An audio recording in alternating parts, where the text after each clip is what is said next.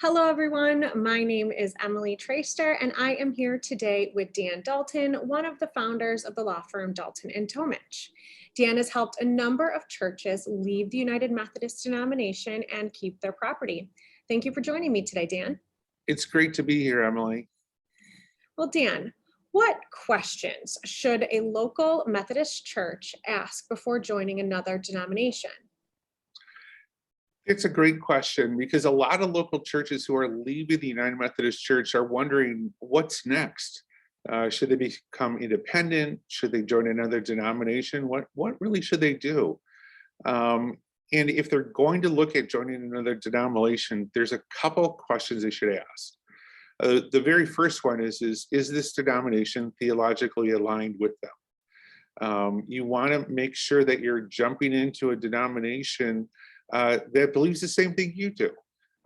You don't want to have a situation where what we have right now, where nobody really knows what the United Methodist Church believes, what their theological stance is.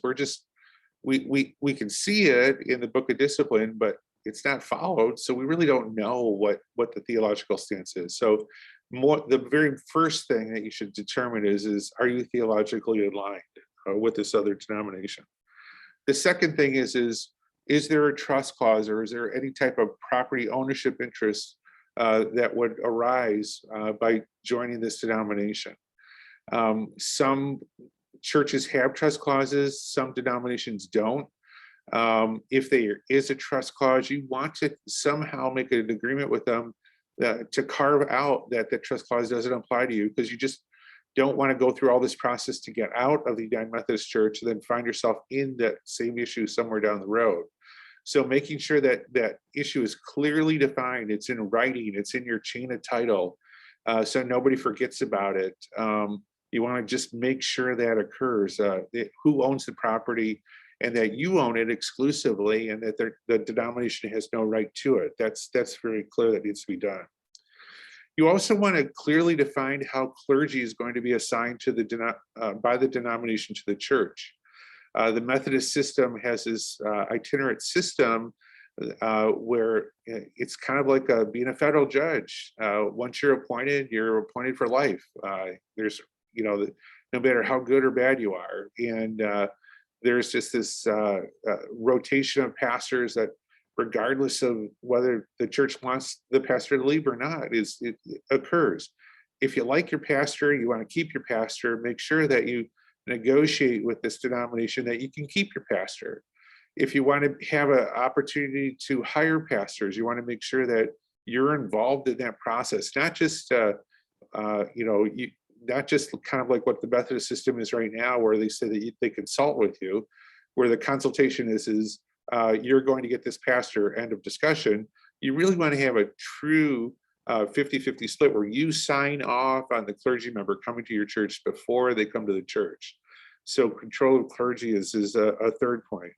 And the fourth point is you want to know what will you really gain by joining this denomination?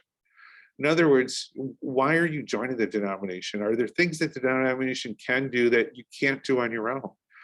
A lot of times the answer is going to be no. I mean, you can, if you want to be involved in missions, you can be involved in missions without a denomination.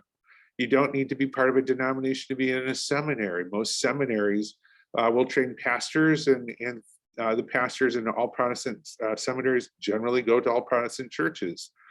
So you don't need to necessarily have a seminary connection either.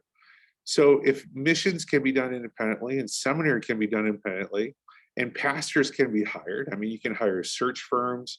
There's a lot of pastors that are available right now because churches are closing and of theological differences. Then really ask yourselves, why do we need to be a part of this denomination?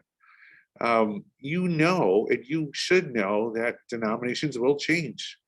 There is no one that will continue on with their book of discipline or their theological stance over time. They will change. So knowing that, you need to figure out, is it really benefiting your church community to be part of a denomination?